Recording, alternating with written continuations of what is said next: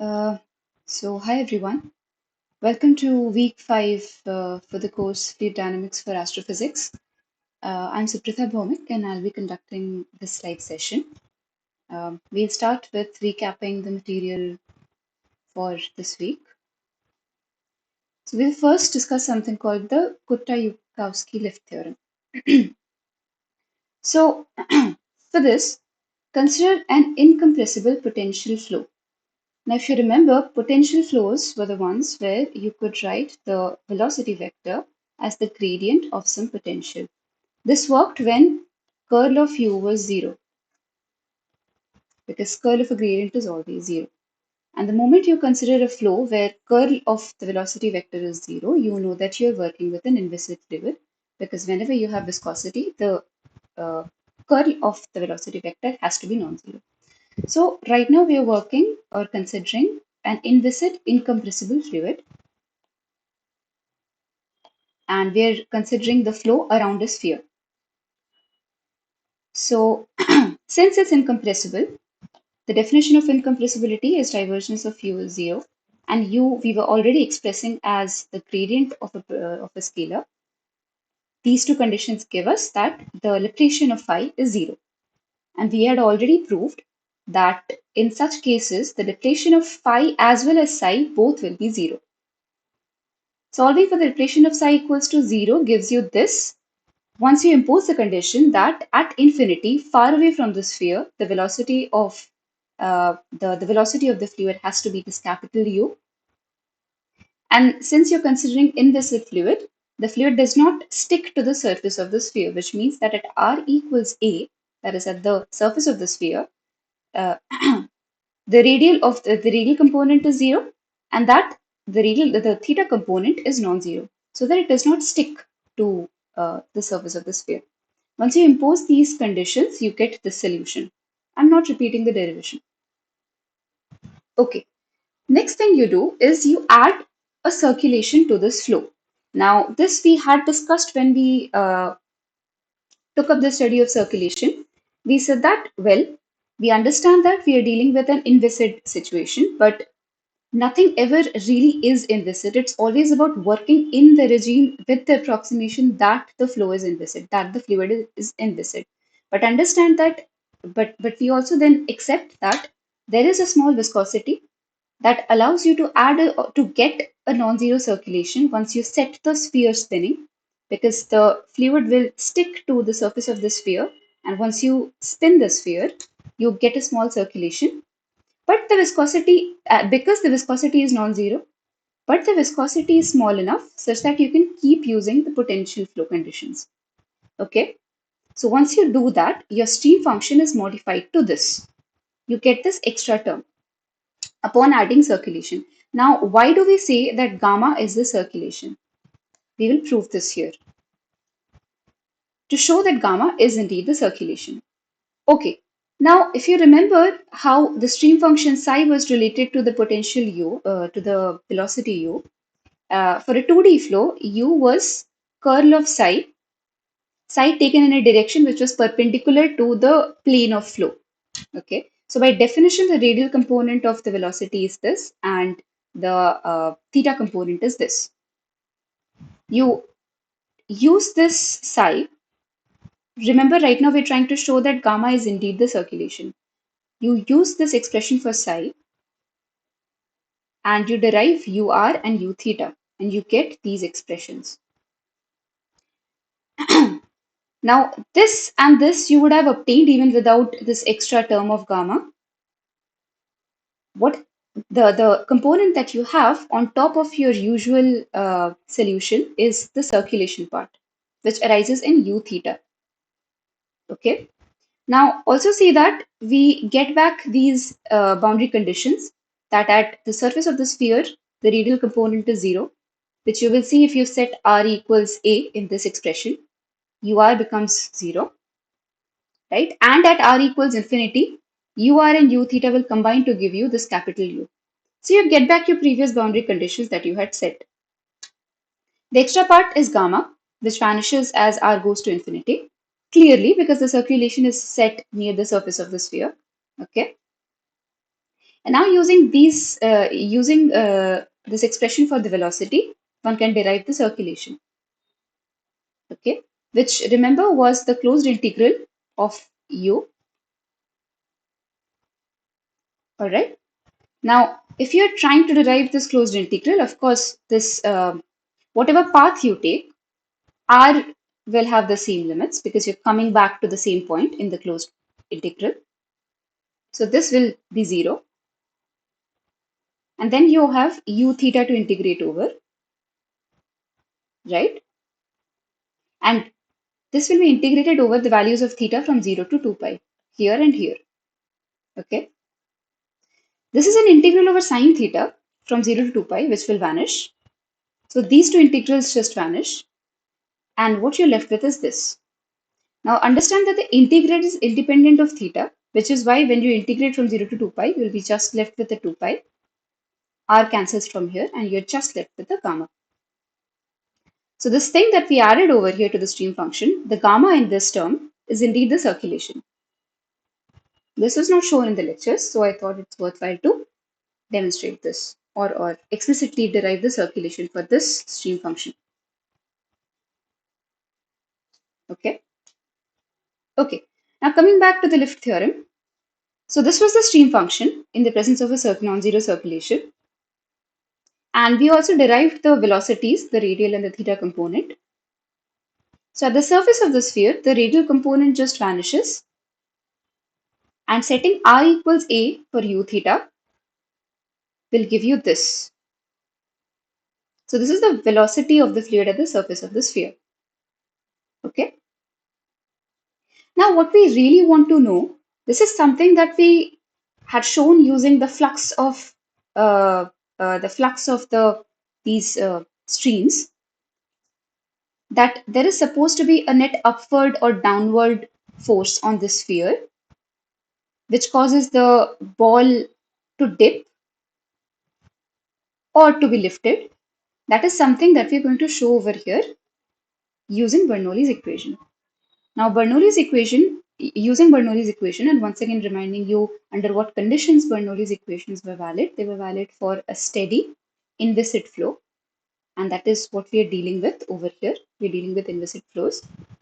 Using Bernoulli's equation, we know the velocity of the fluid at infinity, which is this capital U, and we know the velocity of the fluid near the surface, which is something we just derived. Using Bernoulli's equation, we can actually get the pressure at the surface of the sphere, right? So you do this, you derive the pressure right at the surface of the sphere, right? And you get such a expression. Now see that there's a sine theta dependence over here, right? Now if you try to plot this, and then once you expand this square, you'll get sine squared theta terms and sine theta terms, right? Now sine squared theta terms, of course, if you uh, now try to plot what is the dependence of this along the various directions, you will get this diagram, right? So if you just see that along various directions of theta, for theta equals 0, you have sine 0 equals 0, and along various theta directions, you have these values of sine, as well as uh, as well as for various different angles of theta. Okay, you get such values. Now, clearly from this diagram, you see that the net pressure on this ball from the left and the right hand sides balance each other, right? So the pressure gradient on the ball, on the sphere, is actually along y-axis from just from the different values of sine thetas. Okay, this agrees with what we previously had claimed, that well, there will be a net force on this ball, and that's why the ball will dip. Okay, so to compute this net force, which is along y-axis, we integrate this over the over the surface area of the ball, and you get such an expression. You will see that once you expand this square, you will get a sine squared theta term over here, combining this with this sine, which arises from the surface area of the ball. You'll get a sine cube term, which integrated from 0 to 2 pi will vanish. You'll get a sine theta term, which when combined with this sine theta gives you a sine square. And that will be the non-zero part that gives you this term. And you'll get a sine independent term. And sine theta integrated from 0 to 2 pi will give you 0. So all you're left with is the net force along y-axis, which is rho u gamma. This is the lift theorem. Thing is, this also holds true if you were not considering a sphere, if you were considering some other shape. Okay. Um, and I just went through the derivation again in case things were unclear. Any questions? Okay. So if not, this ends the discussion on incompressible flows, and from here on, the lectures start discussing compressible flows, uh, which by definition takes us to the regime where divergence of u is no longer zero, where d rho dt is no longer zero. And when you have compressibility, you know that your rho can change. You can have uh, density disturbances and pressure disturbances, and these disturbances can now propagate. Now, whether what sort of equations they follow, how do you study, or what is the equation of motion for these disturbances?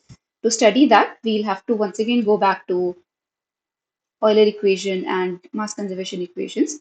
Uh, but right now, we shift to the regime of compressible flows. And now, along with the study of the uh, um, profile of the fluid flow, along with the study of U, we are also trying to study the propagation of density disturbances, propagation of pressure disturbances, and so on. Okay, so now we are dealing with the flow of the fluid as well as the flow of the uh, disturbances. Okay, all right. Now, to study these propagations, to study these perturbations, we will once again work with perturbation theory, where we treat these densities, pressures, and these fluid velocities as some background quantities with subscript 0, and these do not change in space and time. These do not have any spatial or temporal changes. Okay, they're just some background value, and on top of that, we have these disturbances ρ1, p1, and u1. And we work in the regime where these disturbances are small as compared to the background value. And if these are small, and the advantage of working with small perturbations is that in an equation of motion, in equations, let's say the Euler equation or the mass conservation equation, where you have terms consisting of background quantities, you will have background quantities, terms with background quantities, you'll have terms with disturbances, and you'll have terms which are higher order in disturbance. Now, if ρ1 is small, ρ1 square is even smaller. And that allows us to ignore all of the higher order terms and disturbances. We just deal with terms that involve the background values and terms that are first order in perturbation. Okay. And that's called linearizing because you're working with equations that are linear in these small perturbations. So the next thing that we're trying to do is simplify our lives and write down the equations which are at linear order in perturbations. Okay. Now the mass continuity equation, from the mass continuity equation, which is given by this, you substitute rho with the background plus disturbance, right? And keeping in mind that the background does not change in time, you just write down del T of ρ1. And since we do not want to keep terms that are second order in perturbations, and we are working with fluid flows where the background is zero, we get rid of terms which will consist of, let's say, u1 dot gradient of ρ1. Why? Because it's u1 as well as ρ1, and this term will be second order in perturbation. So we drop such terms and we're left with this equation. Is it clear? Okay, I hope it is clear. Next, we do the same thing with Euler equation. The first term will give us something because this rho will take the background value of rho and the changing part, the perturbation part of velocity. This gives us this term. Understand that the second term we'll Actually, just can you just explain why you dropped the second term for the from the mass continuity equation? which second term? This one. Yes, yes, this one. Okay. So rho zero does not have any spatial or temporal changes, which is why the gradient of rho zero will be zero, Okay, right? Now, of course, gradient of rho 1 will be non-zero because rho 1 is the perturbation part of the density and it will have spatial changes. okay, But it is multiplied to u1. hmm. Now, u1 is a small quantity and rho Okay, 1 okay, is also a small quantity. But okay, we are working with uh, terms that are only first order in small quantities, okay? okay, So okay, that's why we get rid of this because we're working at linear order in small terms. We are linearizing these equations because we're working with small perturbations. U1, rho 1, P1, all of these quantities are small. okay. Okay. Okay. Next, we go to Euler equation. For the first term, we have this. The second term, understand that U does not have a background part. U is just a small quantity. And the second term, even if we take rho to be background value, the second term is at least second order in perturbations. So we will drop this completely. Okay. This term is some background P0 plus P1, but P0 does not have any spatial changes. So the gradient of P0 is 0. We are left with the gradient of P1. That's it.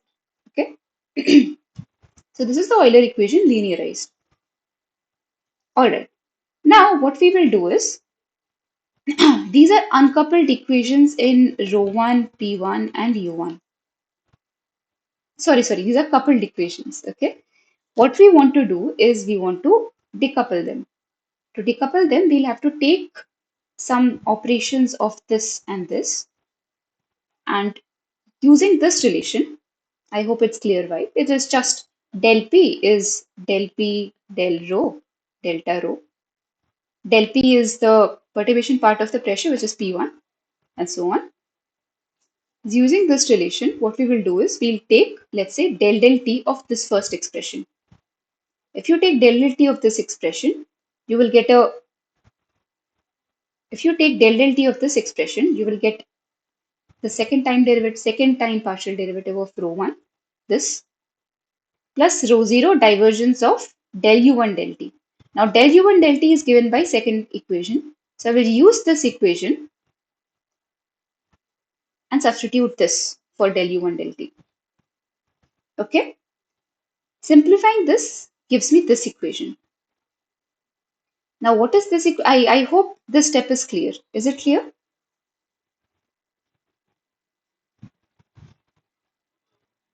I've just used this value of P1 over here.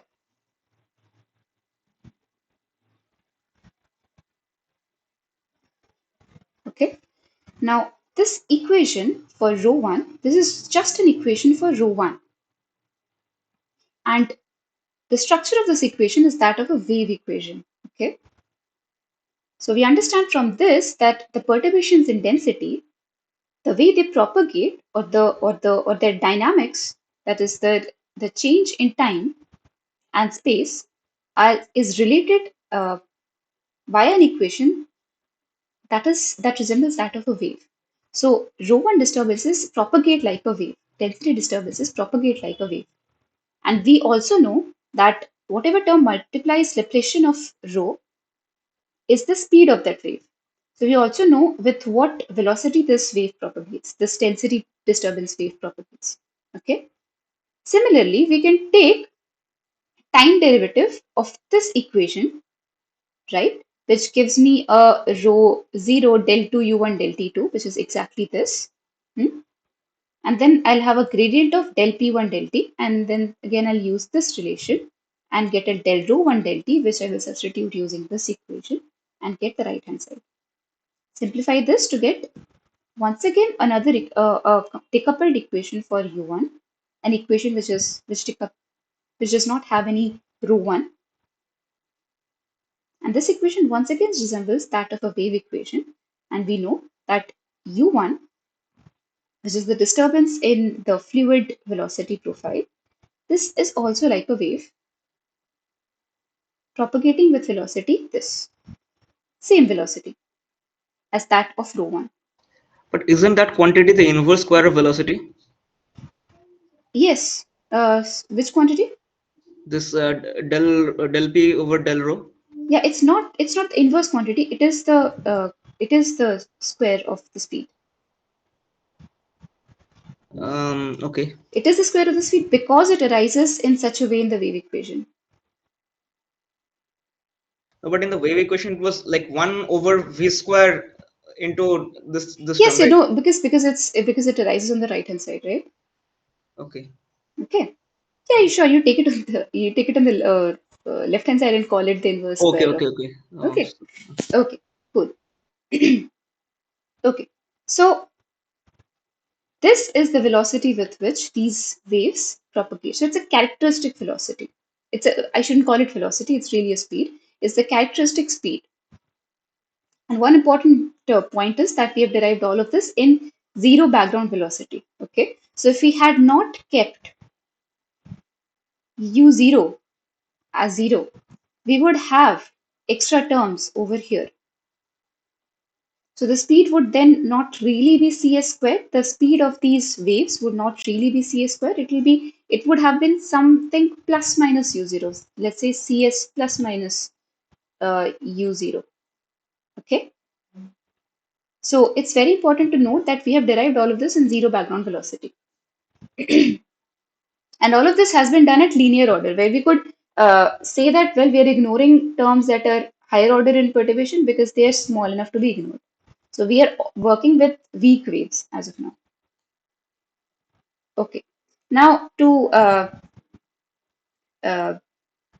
check the dispersion relation, and I'll tell you what that is. So what you do is you take these two equations in your Fourier space, and to go to Fourier space, you know that the configuration, the real space and the Fourier space, they're related by an integral over d4k being this d3k d omega, uh, and you'll have an exponential term like this, and all k and omega dependencies are encapsulated in this exponential. And when you plug this over here, this del t2, this operator will pull out I omega minus I omega whole square, and this Laplacian will pull out I k square. And so this equation will basically give you this, okay? Where omega and k, these are the frequencies and wave numbers of this density perturbation wave, okay? Now, if you remember, the phase velocity of a wave is given by del omega del k. And you see from here that it is just Cs, which is independent of frequencies, right? What this tells you is all frequencies will travel with the same velocity, such that as the wave propagates, the different frequencies uh, travel with the same velocity. So you don't observe dispersion in sound waves. This is what this equation tells you.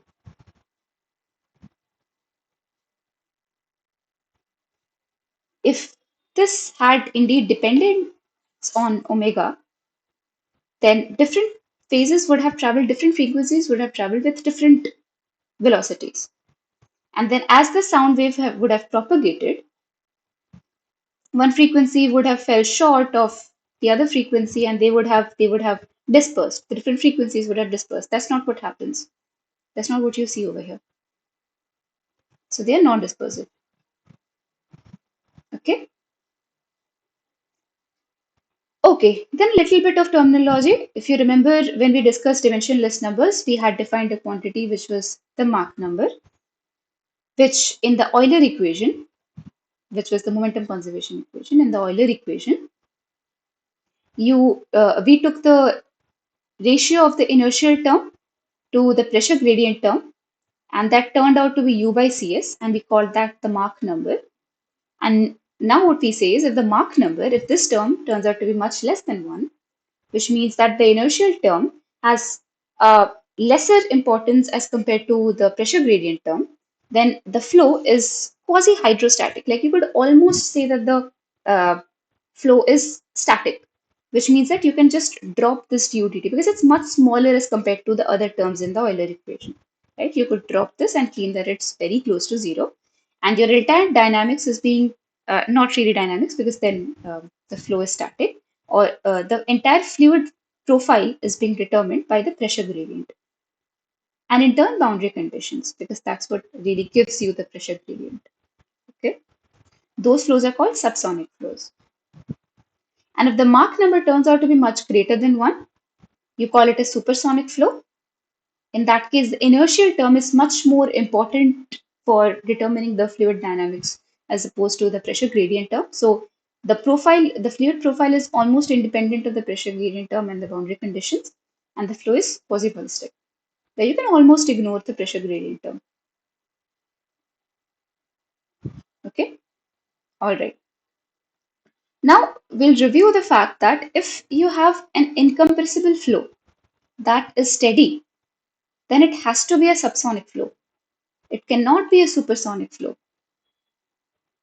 because if it is a supersonic flow, the incompressible flow will not be steady. Okay, so let's show this. Uh, Consider the steady mass conservation equation. Now the mass conservation equation, if you remember, this was del rho del T plus, and by steady I mean all del T quantities, del T of all quantities are zero. That's a steady flow condition. In which case this term will be dropped from the mass conservation equation. So the steady mass conservation equation is just divergence of this quantity equals zero. And incompressibility, remember, was divergence of u, almost negligible. Divergence of u going to zero. That was an incompressible flow. Okay. Then in the lectures, it was claimed that these two conditions together imply that this is much less than this. Was it clear from the lectures why this should be true?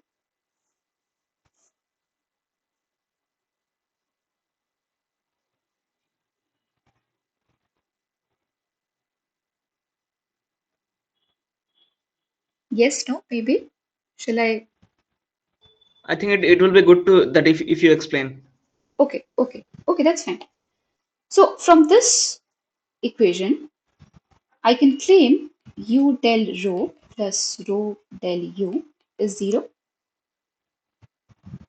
and incompressibility tells me that this is equals to zero. Now notice I did not write exactly equals to zero, I wrote approximately equals to zero. Reason behind, whenever you're studying a flow, you can't, just like we can never claim that the flow is exactly inviscid, we can only work with an inviscid approximation because, of course, the viscosity will be small enough for us to work with an inviscid approximation, but it is still non zero. Similarly, a flow can never be exactly incompressible. It could be small. Small could be 10 power minus 15, small could be 10 power minus 30, and this is divergence of zero. And as divergence of zero goes smaller and smaller, our conditions for incompressibility become better and better.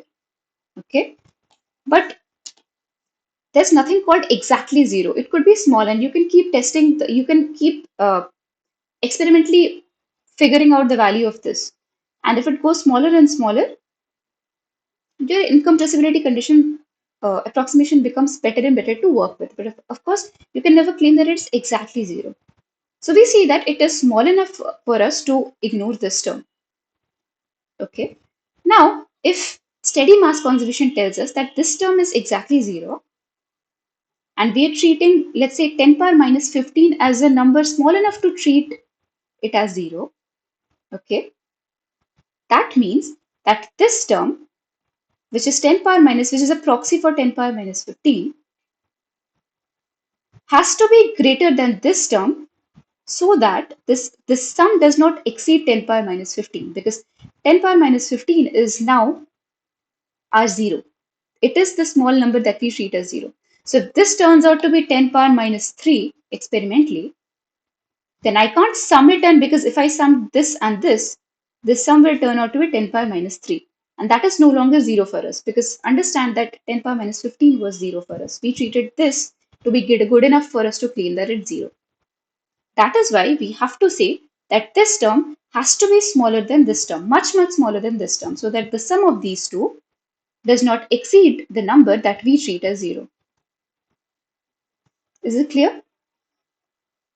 Yes. Okay, okay. Which is why we say that, well, this has to be much less than this, which is exactly this condition. This rewritten, this is just rewritten to give us this expression. Okay, okay. Now, this was what we got from considering mass continuity equation for steady flows. We also consider momentum continuity equation for steady flows, and that gives us this. So if you remember, this also had a del u del t term, which just goes to 0 under steady conditions. Okay. Now this we can rewrite it as this, using gradient of using p to be this cs square rho, right? Rearranging it gives you this expression. Now if this has to hold true, if del u by u has to be much much greater than del rho by rho, then this term has to be much much greater than 1, which means that this is the inverse mark, which means that mark has to be much much less than 1. And that tells you that working with steady flows which are incompressible, you have to work in the regime of subsonic flows.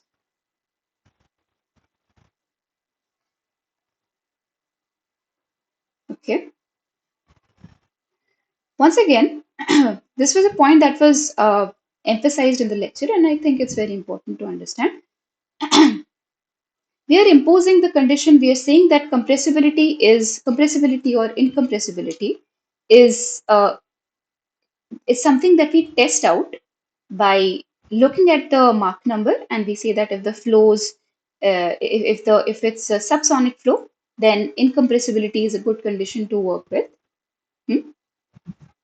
But understand that Mach number is the comparison between the flow speed by the wave speed. Okay. Now these wave speeds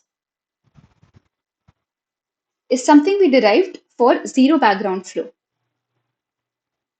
Okay. Of course, if you are a Lagrangian observer, if you are sitting on top of the fluid parcel, then you do not observe a background flow. Then U0 is 0 for you, because you're sitting on top of the fluid parcel. You're sitting on top of the fluid and you're observing how the density perturbations propagate, how the pressure perturbations propagate, how the velocity perturbations propagate. So then U0 is 0 for you. And then the waves always propagate in a sonic manner. The velocity of the waves is always Cs. But if you're a lab observer, that can change for you, because U0 is then non-zero for you. Okay? And depending on what this flow is, for different flows, this wave speed can give you a Mach number which may be subsonic or supersonic. Okay? So it's important to look at the background flow as well, because you are an Eulerian observer.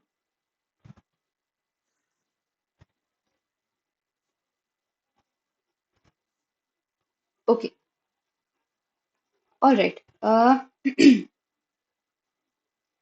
Now we come to the problem of,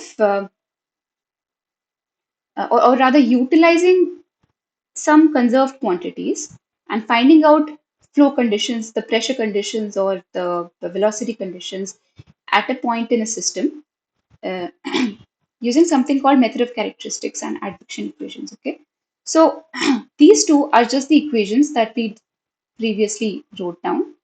This was where did it go? Yeah, this equation and this equation. This is the linearized mass and momentum continuity equation. So you write these two down, okay?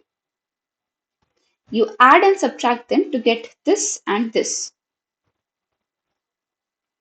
Now, it was asked to work out in the lectures, and I hope you have done that. And in case something is unclear, let me know, stop me. Okay, now once you add and subtract these, and these two equations I just rewrote in this slide to be clear. Okay, so all you did is you took the two equations, linearized momentum and mass continuity equations, you added and you combined them, added and subtracted them, and you get this and this. Okay, now look at the structure of these two equations. By looking at this equation, we claimed that this quantity is conserved along x minus CST equals constant. And this direction, or rather this path, we claim to be the forward path. Now, can you tell me why this is the forward path? Why is this the forward wave?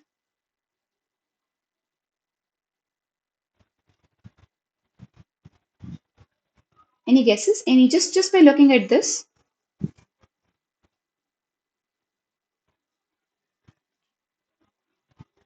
Okay, that's fine. This is the forward path because Cs is the speed of sound. It is a positive quantity, right? Now, as time increases, if x minus CST has to be constant, then x has to increase or decrease? Increase. Absolutely. That's why it's the forward wave. Okay. Okay. And x plus CST equals constant is the backward wave because once again, CS is a positive quantity. As t increases, x has to increase or decrease for x plus CST to be constant? Decrease. Absolutely. That's why this is like the wave going forward so that x increases, and this is like the wave going backwards so that x decreases. Okay, good. Actually, here, what is the reference point with respect to which the forward or backward direction is measured? X equals 0. Okay. X equals some x0. X equals some x0, some initial point. Okay. Actually, the last part of this week five was actually too much complicated for me to understand. Okay, that's fine. That's fine. You can as I'm revising the material, stop me at any Uh-huh. point and ask questions. That's fine. And actually, what does actually the advection equation mean? Advection. I'll come to that. What does advection mean? Advection simply means that this quantity is being carried along this path unchanged, Okay. right? So this entire quantity, as it traverses this path, it remains unchanged. Okay. Okay. And how do I see this? This is a claim that has been made. How do I actually see this? Okay. To see that, let me actually vary this along this path. What does it mean? I'll call this quantity A and I'll compute its variation along this path. How do I compute its variation? I compute ddt. So I sit on top of the fluid parcel. I sit on top of the fluid parcel with this quantity and I travel along this path.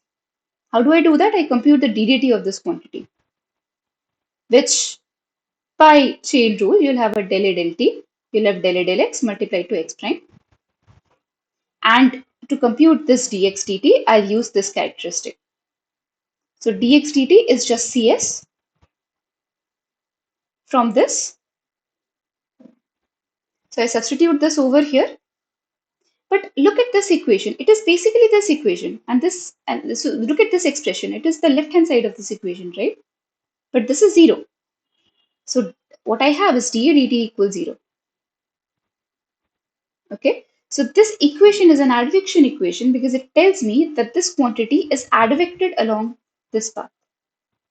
It remains unchanged as I take it along this path. Okay. Okay. Just one thing means, how did this x minus CST suddenly come? X minus CST did not suddenly come. I interpret this equation as this quantity being conserved along this. No, but means from where did this x minus CST is equal to constant? From where did this thing actually come? That's what I'm telling you. That's what I'm telling you. You look at this equation, Yes. okay, and you interpret. So how do you physically look at it? You interpret this equation as this quantity being conserved along this. Now, this is, I'm telling you, how do you believe this? You actually compute the variation of this quantity along this path. The variation of this quantity along this path is del A del T plus Cs del A del X. Okay? And this equation tells you that this is zero. So you Okay. see, so you see that the variation of this quantity along this path is given by this and is set to zero because of this equation. Okay. Okay? Hmm. Good. So that's all. That's all. And you look at the second equation and you try to do something similar. You say that, well, now this quantity is conserved along the backward direction, along the backward wave. Once again, you actually vary this quantity along this path. So you compute dA dt once again. This time dx dt is minus cs. And this is exactly the expression on the left hand side of this equation. And that is set to zero. So the variation of this quantity along the backward wave is set to zero by this second advection equation. Okay? Hmm. Okay? Actually, is the same thing true for light as well? For light, Yes. what do you have? For light, you have Maxwell's equation. But why do you ask? No, means just trying to correlate things. Well, one would have to decouple E and B and then Actually, see. we do that by taking the curl of the this Yeah, thing. Hmm. yeah. You get the wave equations for E and B. No, I'm talking about this kind of a method of characteristics and all those things, forward waves and backward waves and stuff like that. Uh,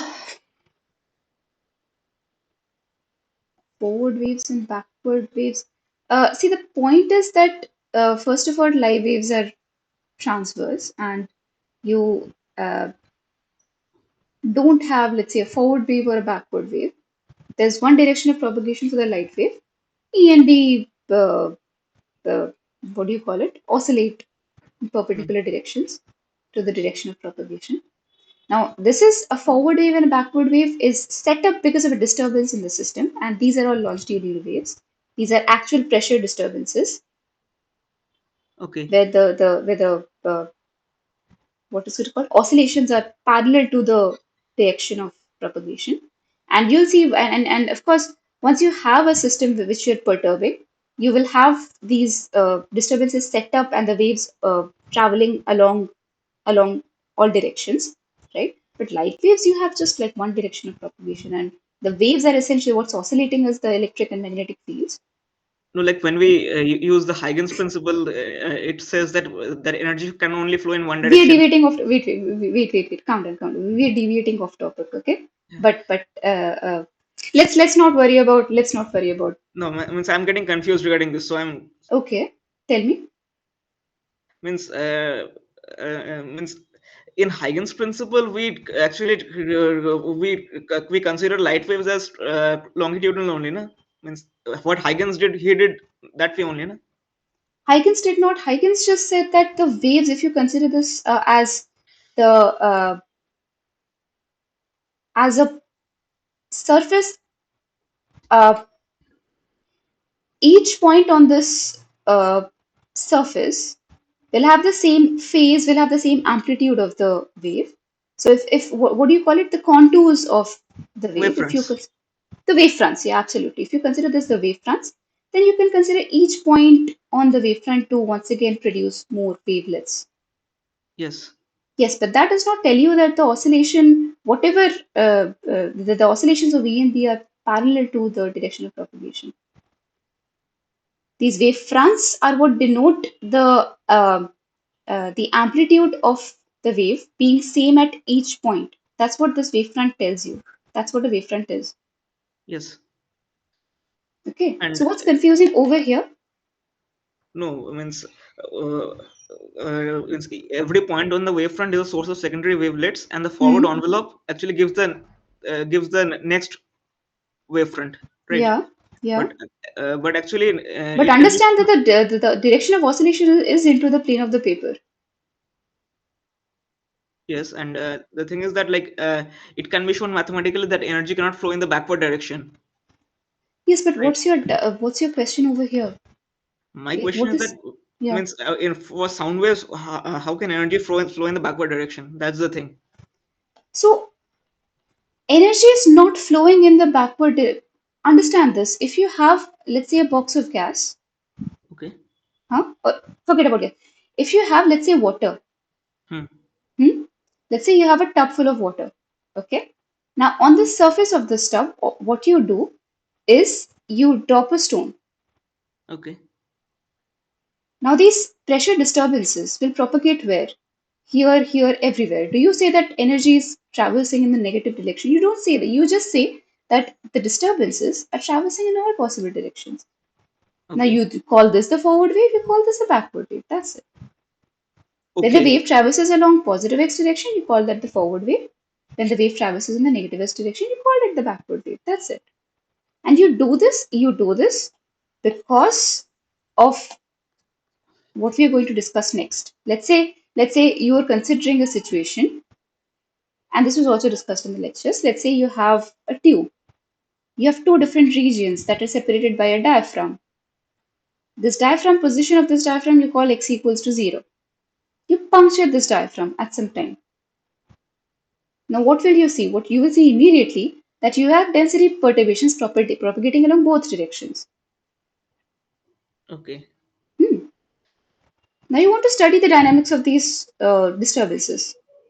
How do you do that?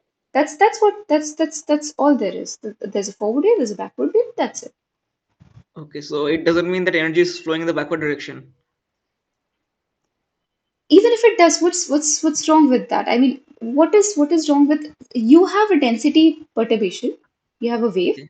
that's traversing along positive x and negative x. Mm-hmm.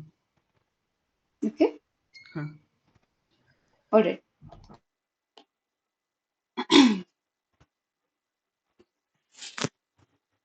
Okay. So what we'll do next is we'll use the fact that these are conserved along forward and backward waves, and we'll try to derive the conditions, the pressure and velocity at a point. We'll take this example and we'll try to derive these conditions at some point in between. Uh, okay, before that, we call this quantity J plus, and we try to show that this is exactly equals to this, where we have shown that rho 1 by rho 0 is 1 by gamma P1 by P0. Now, have you tried proving this? It's actually quite simple. You take the conditions well that P is related to the density of the fluid by rho to the power of gamma, right? And then you compute del P, which is P1, that is that turns out to be gamma rho to the power of gamma minus 1, rho 1. But this we can rewrite as P to the power of gamma divided by rho, and P to the power of gamma is just, rho to the power of gamma is just P. So the right hand side turns out to be gamma P by rho 1, and you get this. Okay. Uh, okay. Now at t equals to 0, you have two regions. The two regions have different pressures, P1 and P2. Okay. At t equals 0, you puncture the diaphragm. So from x equals 0, you'll have a forward wave and a backward wave traversing along x equals ct and x equals minus ct. Okay. But this is region 1. Sorry, this is region 2, which is this part of the tube. And this is region 1, which is this part of the tube. Now what I want to do is I want to find out at some time the conditions at a point P, which is in between the forward and the backward wave. Okay.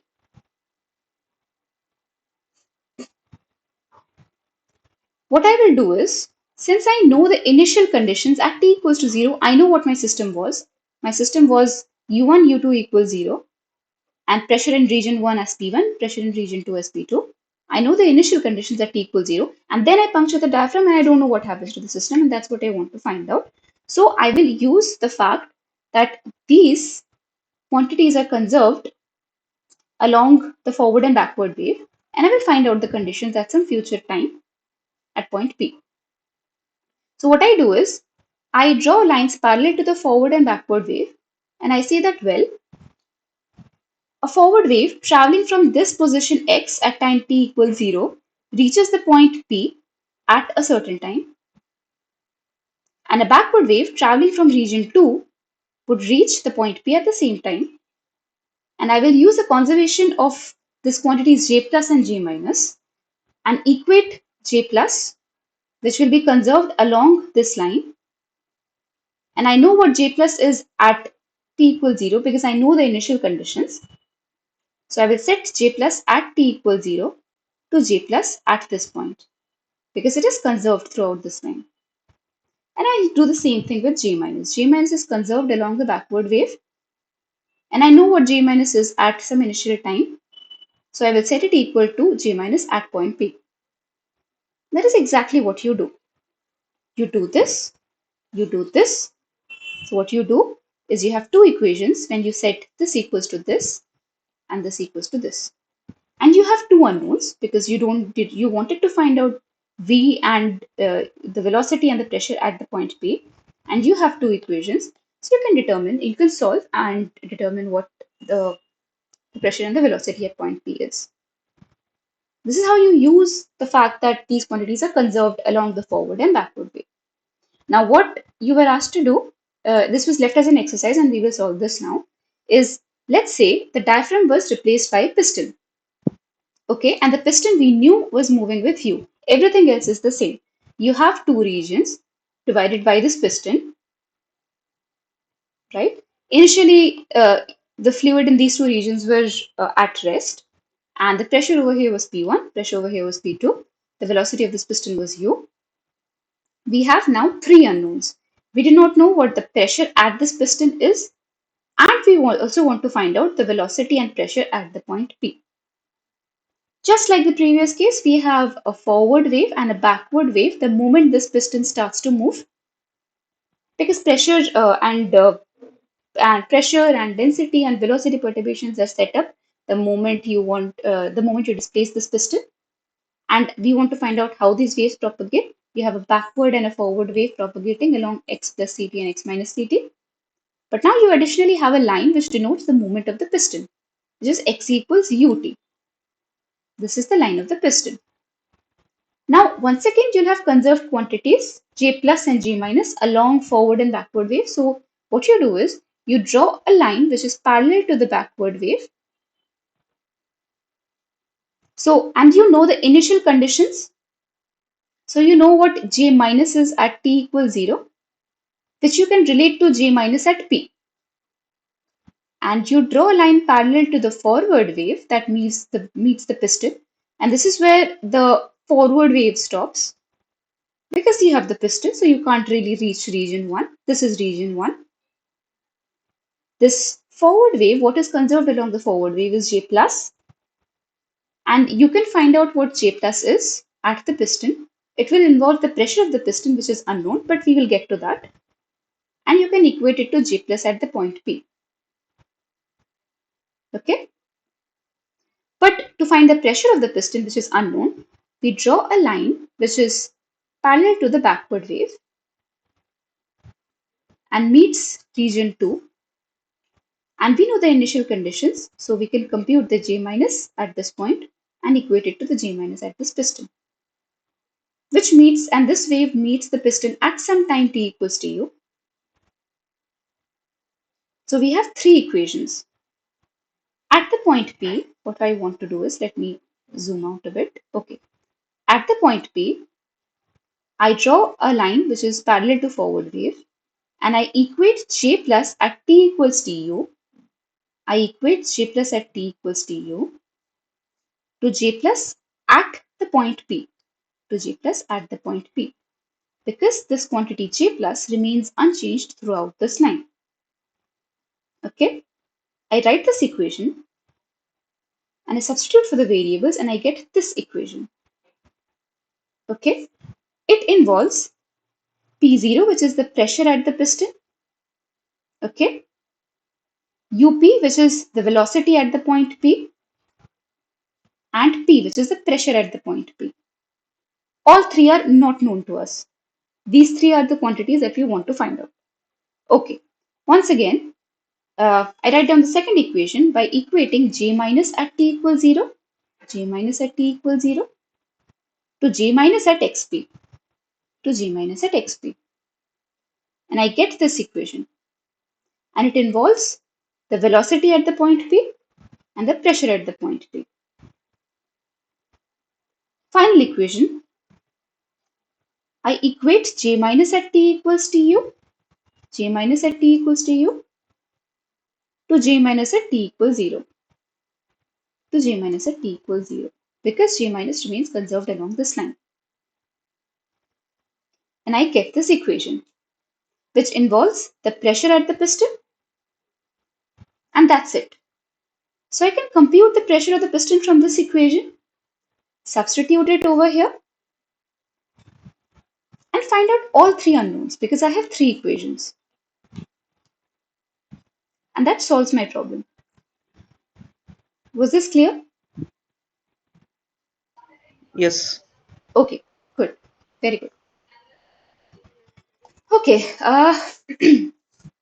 now all of this the strategy of finding out quantities that are conserved and then finding the flow conditions at a point in the system, this required us to work with weak waves. Let's say we are not working with weak waves.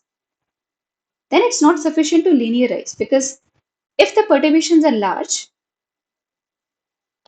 if let's say the background quantity P has a perturbation rho P and rho P is not very small, then rho P square, rho P cube, and higher order terms in perturbation, these terms will be more and more significant. So we can't really ignore these. They will be not small enough for us to ignore. Then it's not sufficient to work with linearized equations. Then what do? Consider the mass conservation equation. Okay. Uh, this is of course in one dimensions. We simplify our lives and write this in one dimension. Uh, we use this condition. We convert the partial time derivative on rho to partial time derivative on p, and this is nothing but 1 by ca square. And write this term as this.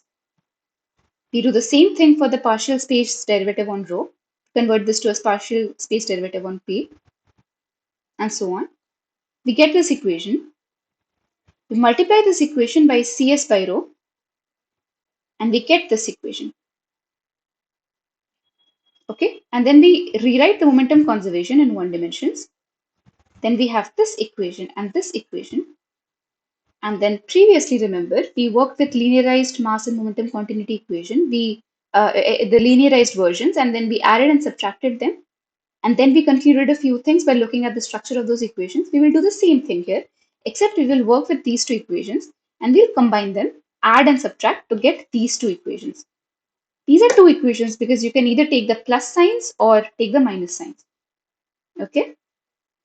I just rewrote this over here. This is this equation by combining the non-linearized momentum and mass conservation equation. Okay, good. Uh, now let's consider just the plus counterpart of this equation, which is this.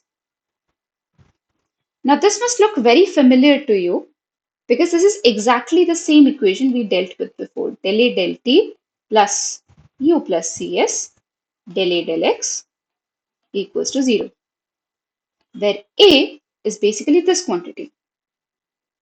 Now we do the same thing. We say that, well, this is a wave because there's a plus sign over here.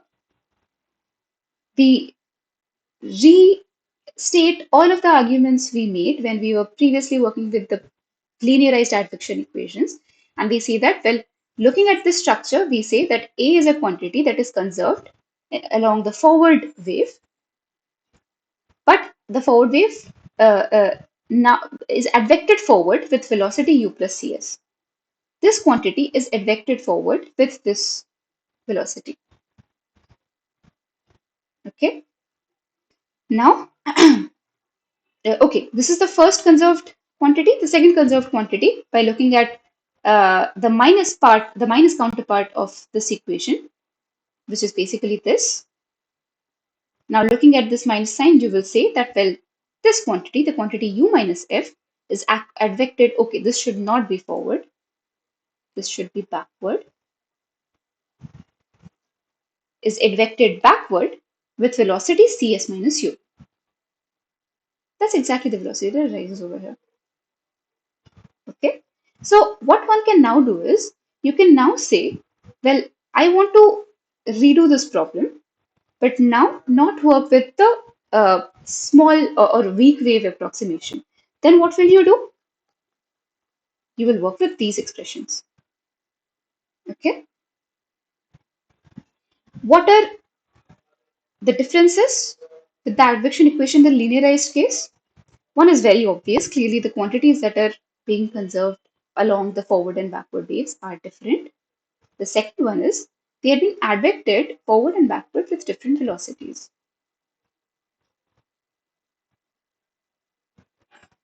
Okay. Now, this also had some significance, if you remember from the lectures, that if the wave started out looking like this, it will at some point start looking like this, and this is clearly not allowed. You can't allow this mathematically, because then you can't say what is the pressure at some point. So it starts looking like this. So you see that, well, this is not mathematically allowed. What happens is basically this: the development of a discontinuity in the wave profile.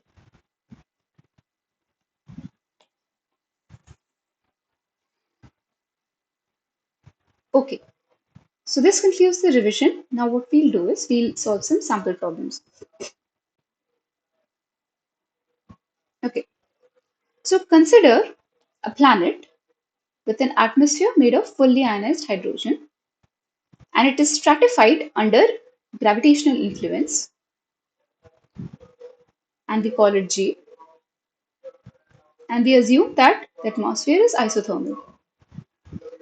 Now, if L is the E-folding length scale of the mass density, so that rho falls as uh, rho to the power of 1 by L, right? Or rho falls as, or rather, rho changes by a quantity E in a distance L, then which of these must be true?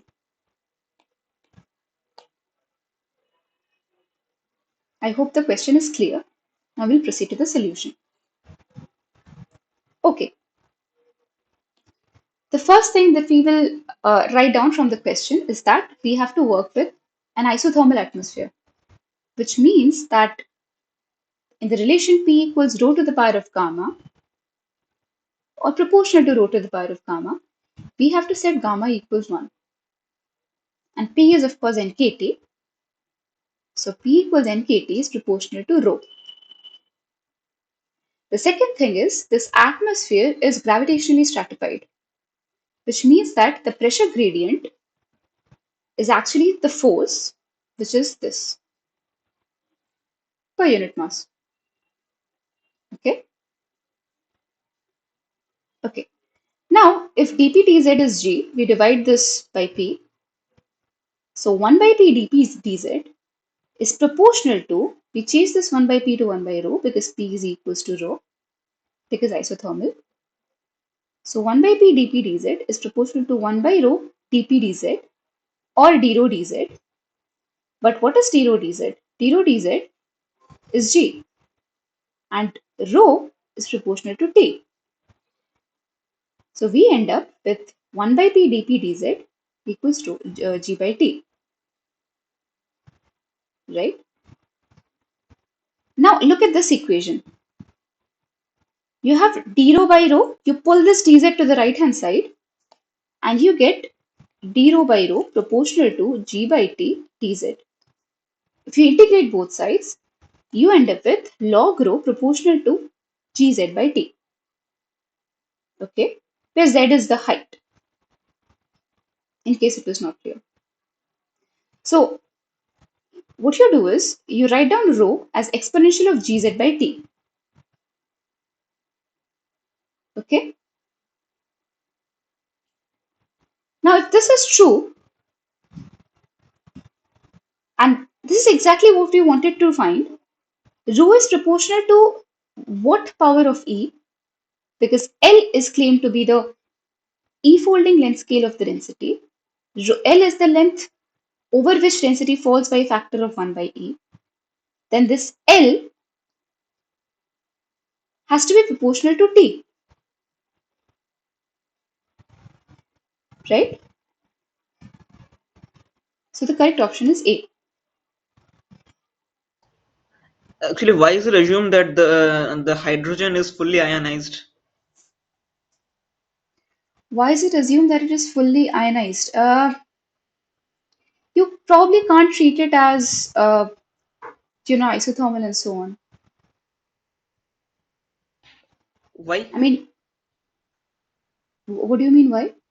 No, I mean, I did not understand. So, what is the relation between fully ionized hydrogen and all this? Because So the point we, is you're not using this information anywhere. Whatever is given over here is sufficient. You need to work with two things. The first thing is that okay, the I understand, but there must be some significance. There must be some rationale behind writing this thing, right? the rationale behind writing this thing is you okay, what is the rationale behind writing this thing made of fully ionized hydrogen? Uh,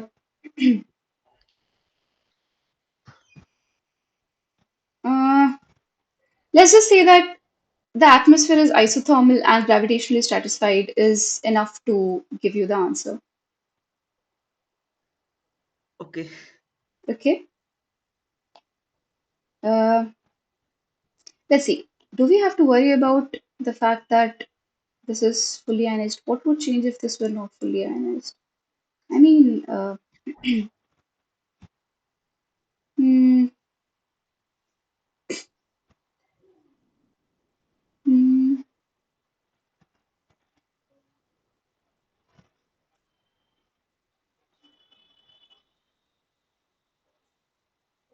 yeah, nothing is coming to my mind really. Okay. So it. Okay. I think you're just supposed to worry that the composition of the atmosphere is just hydrogen, so that Okay. you only worry about one equation. Okay. You don't have to worry about writing more terms in this. Mhm. Hmm. I think that should be enough. I think because like fully ionized hydrogen means it is just a proton, so only a proton, So only a yeah, so gas of protons will you can probably just say that, act well, like this an is just empty. ideal gas. Yeah. Okay. Okay. Uh. Okay. Good. Okay. Now the drag force. Next question is drag force on a solid object immersed in high Reynolds number flow is observed to suddenly decrease at critical Reynolds number. This is known as drag crisis. The drag crisis is due to what? So this is more or less like a trivia question because drag crisis, vortex shedding, these things have not been done in detail. So these are just a few trivia facts that it's good to know about. So of course, the Reynolds number does not suddenly drop at high Mach numbers.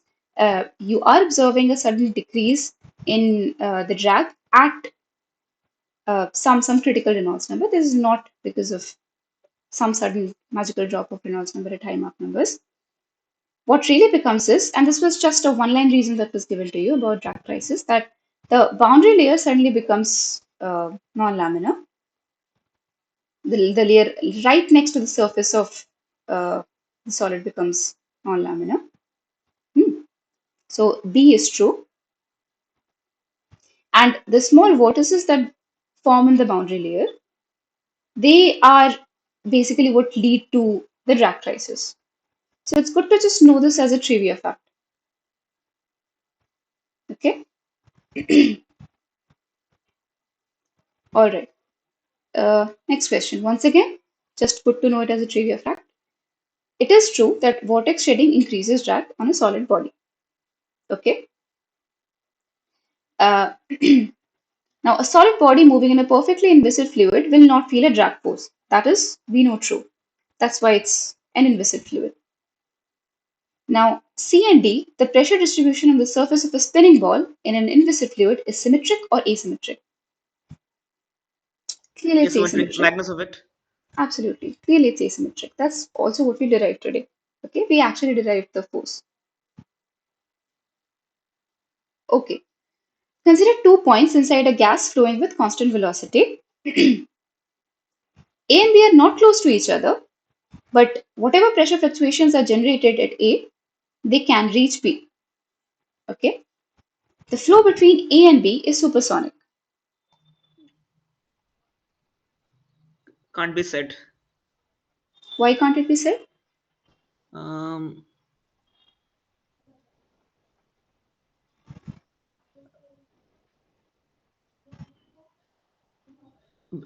If they uh, were supersonic, would the pressure fluctuations generated at A reach B? if it if it would lie within the Mach cone, then Okay, let's say that, yeah, that's true. That's absolutely true. Let's say A and B not being close to each other do mean that they're not in the Mach cone. okay. Then the flow is not supersonic. You're absolutely right. You're absolutely right. So this is not true. Hmm, They are not close to each other. We should take it to be, that A and B are outside Mach cone. That's hmm, true. hmm. Okay. A and B are causally connected. Yes. Absolutely. I mean, pressure fluctuations are reaching it. So clearly they're causally connected. They have to be. Okay. Okay.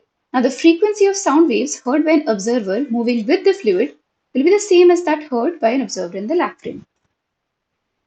No, because there will be a Doppler shift. Absolutely. Because the fluid is moving.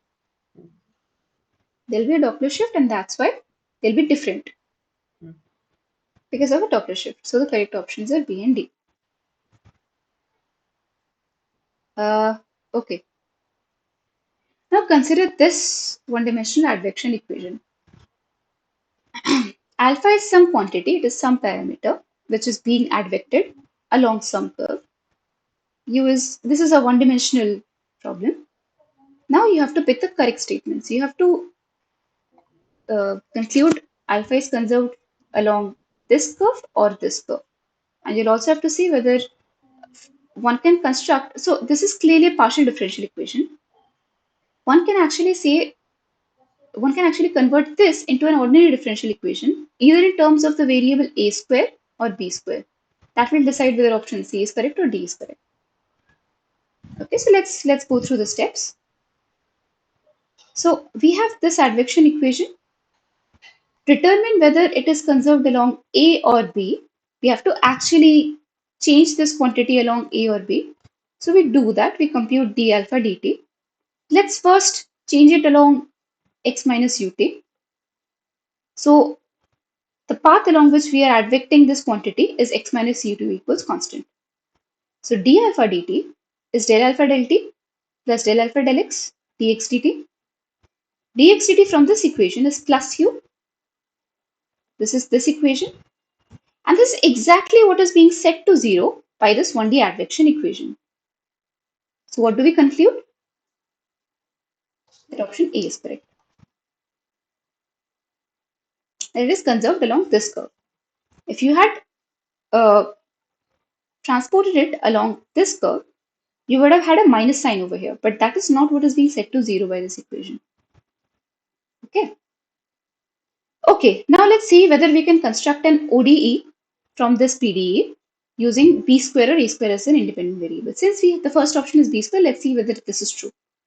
So if we have to construct an ODE, the ODE has to look something like d alpha dB. It can't be a partial derivative because it's an ODE. So we compute d alpha dB, which is del alpha del x dx dB plus del alpha del t dt dB. And we can compute these quantities because we know how b are related to x and t. We get this equation, which is 1 by u taken common times the 1D advection equation. But the 1D advection equation is 0. That's the equation. So this d alpha dB is actually 0. So if you had actually tried to compute d alpha dv square, that would have been proportional to, sorry, this should not have been b square. This would have been just b. That would have been 0, right? So what one can do is, using this variable b, one can construct an ODE. So this PDE just turns to an ordinary differential equation in terms of b. Now if you repeat the same thing with a, you will see that not getting you're not getting this equation. The correct option is actually C.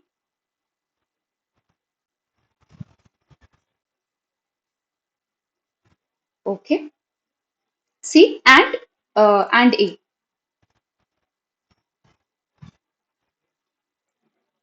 Okay.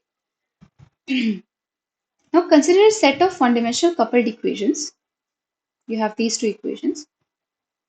You have to state whether this represents a heat equation, wave equation, nonlinear equation, or none of the above.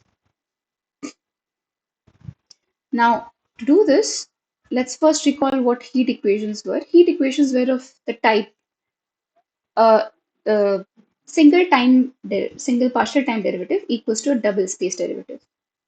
These were heat equations.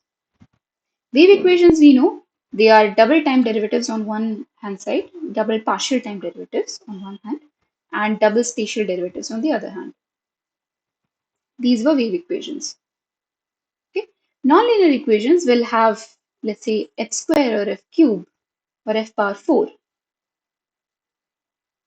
Okay.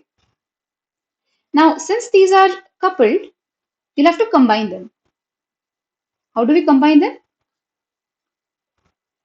Let's take this first equation and take its time derivative. Okay, so what do we get? If you take time derivative of this equation, you get, well, del L t of this hand side plus del f1 del t, which is nothing but this, right? But f1 is once again this, so you substitute this over here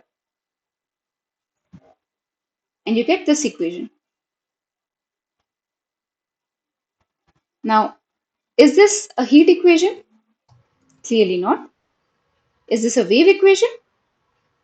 No. Clearly not. Is this a nonlinear equation? No. No, you don't have any f square f cube terms, okay? So the correct option is none of the above. So this concludes, this concludes our session today. Do you have any questions? The last question was simply a mathematical question. It had no physics in it actually. Yeah. So uh, since these sorts of questions resembles what you could face in your assignment problems in this course, Okay. that's why I'm discussing these. Okay. Also, these questions have been suggested by your course instructor. I was actually informed by your course instructor to uh, discuss these questions in these slide sessions. That's why these are suggested by the instructor. So Okay. it's good to revise this, these various different types of equations. One can immediately recall, this you look at the structure and you say, okay, it's an advection equation. You can immediately conclude that, okay, this quantity is conserved along this quantity, or let's say it's a heat equation, and I know how to solve a heat equations, or this it's a wave equation. Then this quantity must be a wave propagating along this direction with this speed, and so on. Okay. Okay. Um, so if you have no more questions, I'll stop the recording now.